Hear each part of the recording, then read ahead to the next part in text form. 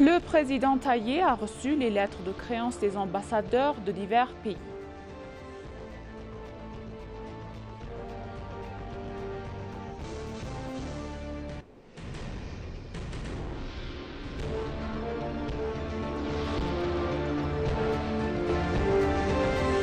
Le Premier ministre Abiy a lancé la construction du 4e village agricole modèle dans la ville de Silté, dans l'état du centre de l'Éthiopie.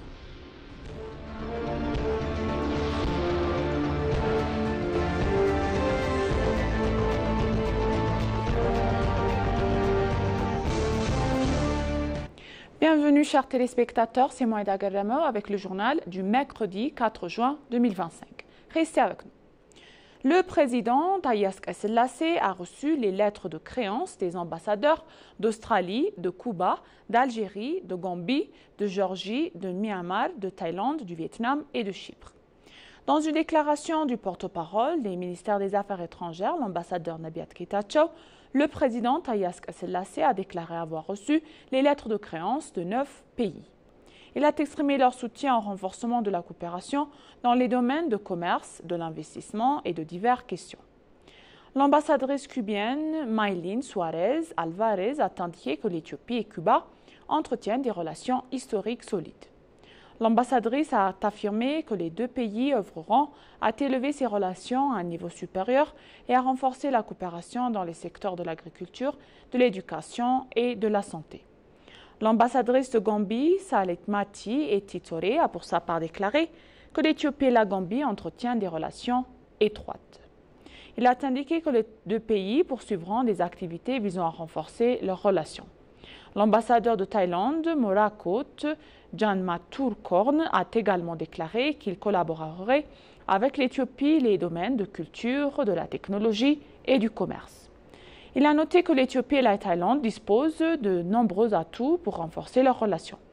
L'ambassadeur de Chypre, Savaz Vladimirou, a déclaré que l'Éthiopie est un partenaire stratégique de Chypre. Il a également confirmé que les deux pays poursuivront des activités visant à renforcer leurs relations bilatérales et multilatérales.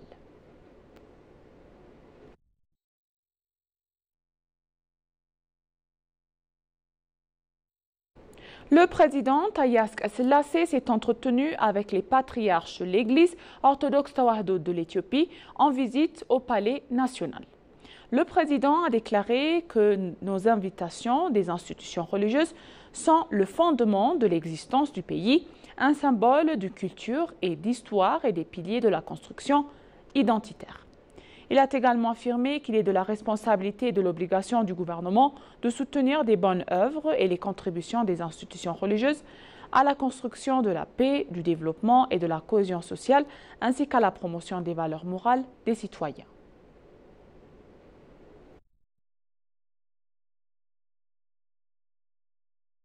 Le Premier ministre Abiy Ahmed a lancé la construction du 4e village agricole modèle de Warabet, Shamakabale, dans le Warada de Hubalek.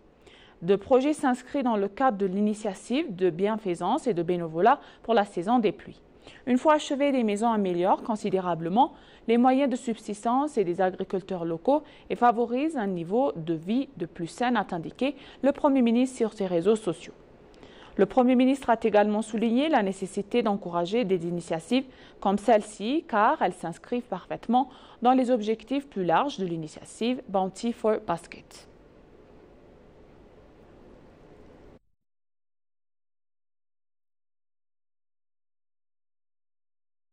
Le vice-premier ministre a assisté à la 3e exposition du mouvement appelé Produits éthiopiens que nous achetons, qui s'est tenue à Gondar dans la région d'Amara.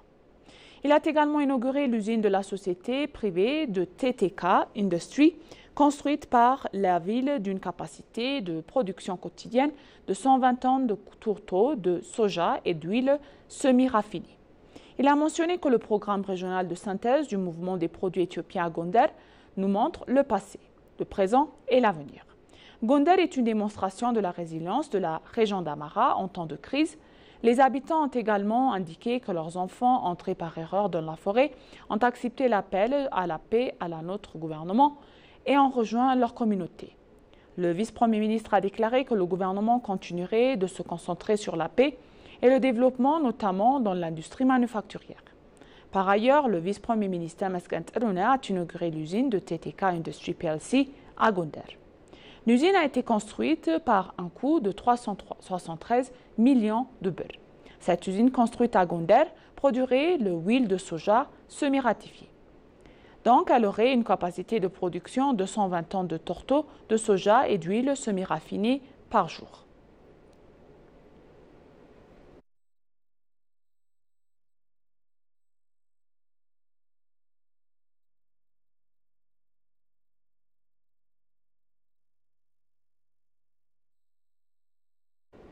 Lors de sa session ordinaire, la Chambre des représentants du peuple a approuvé des projets de proclamation. Parmi les projets de loi figure l'accord de prêt entre l'Éthiopie et la Banque arabe pour le développement économique en Afrique, pour des parcs industriels intégrés et des projets de création d'emplois pour les jeunes. Le chef du file du gouvernement a indiqué que 49 550 millions de dollars américains ont été obtenus auprès de la BAD sous forme de prêts et de subventions. Il a également précisé que les fonds serviront à la construction de tunnels d'irrigation, de réservoirs et de tunnels de distribution d'eau sur 8 000 hectares de terre. Selon l'accord, 20 millions de dollars américains seront débloqués lors de la première phase et les 29 550 dollars restants lors de la seconde. Le ministre d'État aux Finances, Job Tekaling, a déclaré que ce financement créerait un environnement propice à l'achat d'intrants par les industries auprès des agriculteurs des régions environnantes. La Chambre a examiné et a approuvé le projet de proclamation.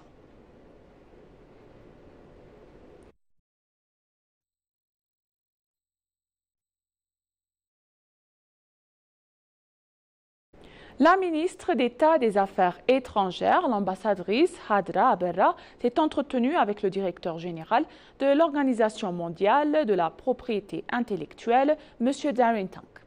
À cette occasion, l'ambassadrice Hadra a affirmé la volonté de l'Éthiopie de poursuivre sa coopération avec l'organisation, notamment dans les domaines du renforcement des capacités et de formation. Le directeur général de l'EMPI, Darren Tang, a pour sa part rappelé l'importance de l'économie éthiopienne, sa diversité culturelle et son rôle clé de la réalisation du panafricanisme, ainsi de son statut du pays d'origine du café. Il a ajouté que son organisation accorderait une attention particulière de cette relation.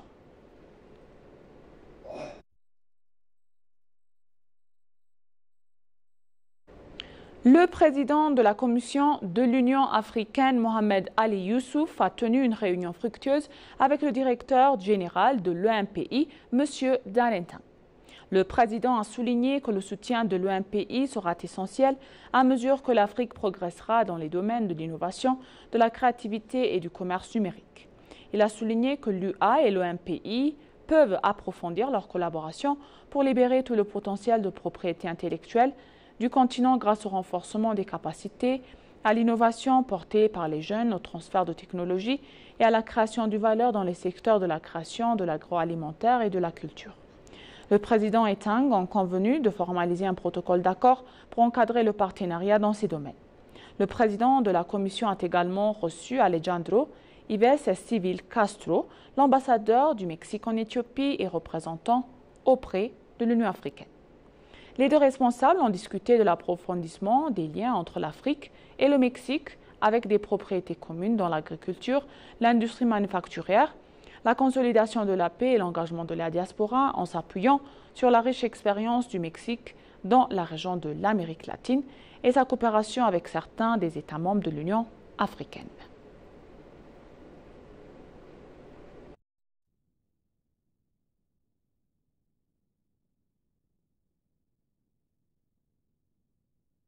Et pour conclure le journal donc, le ministère de la Défense a décerné des diplômes aux dirigeants et aux stagiaires formés au centre de formation d'Abaya au commandement sud-ouest.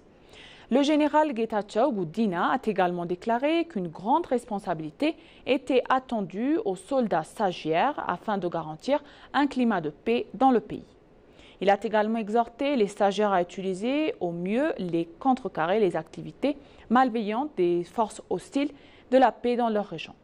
le commandement en chef du centre de formation du commandement sud, le colonel Bogala Tagané, a déclaré que les stagiaires avaient acquis une vaste expérience dans l'exercice de leurs fonctions, ont soutenu avec brio les sciences de la défense. Le commandement en chef a ajouté que les stagiaires avaient été formés à la conduite de combats techniques et statistiques. Les diplômés ont organisé et présenté les démonstrations militaires et stagiaires ayant obtenu des résultats exceptionnels ont été récompensés.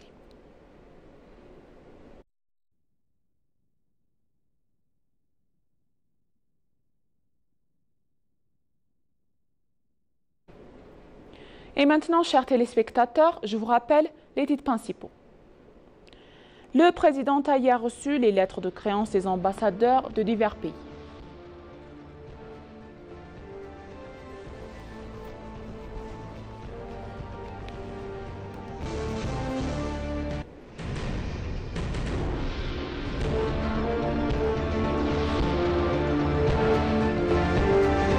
Le Premier ministre Abiy a lancé la construction du 4e village agricole modèle dans la zone de Sélté dans l'état du centre de l'Éthiopie.